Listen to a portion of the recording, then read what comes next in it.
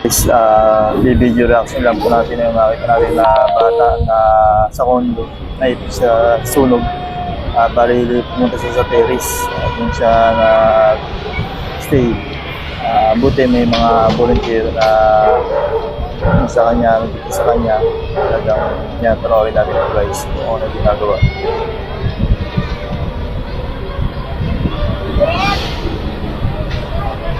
Yan po mga guys, tingnan nyo po.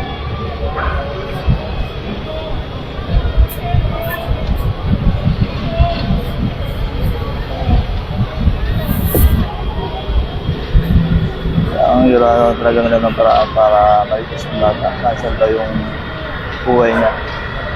Yan mga guys. Magigitin tayo na ganyan talaga. Malitis ang buhay. Salute sa inyo mga sir.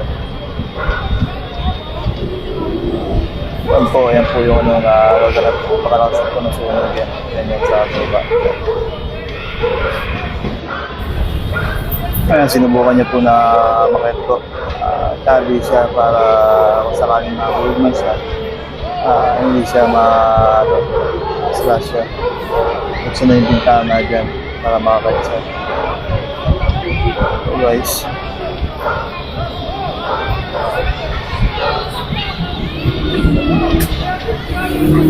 Yan, parang hindi niya makakuha yung bata kaya may agad na darating niya para iakit siya dyan para makapuntong siya.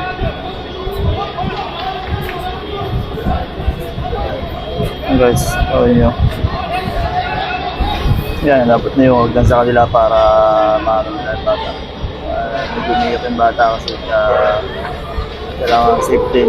Dahan-dahan lang natin bata. Yan, nakakasirdan. Kailangan pumabilis po ang ano kasi ang apoy, medyo lumalakas na po yung apoy.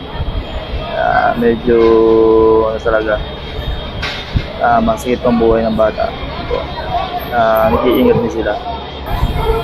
Yan, meron din sa taas na maano sa taas na atin. Piling na niya magagawa ng rescue. Yan, taas na ano.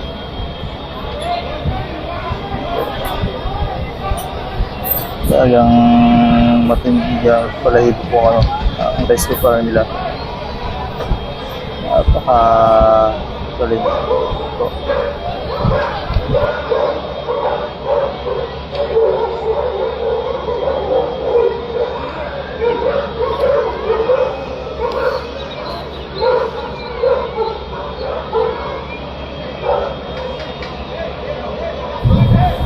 Yan, medyo natatakot pa yung bata na iyak siya kaya yan po, tingnan niyo po kung paano iligtas yung bata. Talagang mahirap talaga ang sitwasyon. Yan po, medyo hindi okay na bata, nababa lang. Ito para ma-rescue.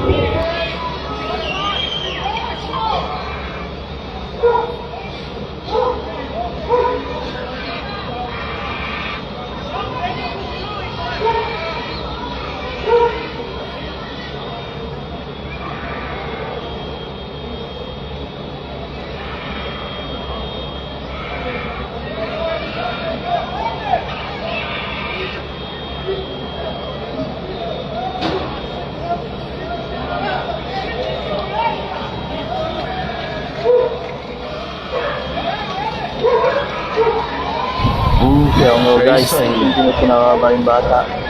Yan. Ito, gusto po ang bata sa makahawakan.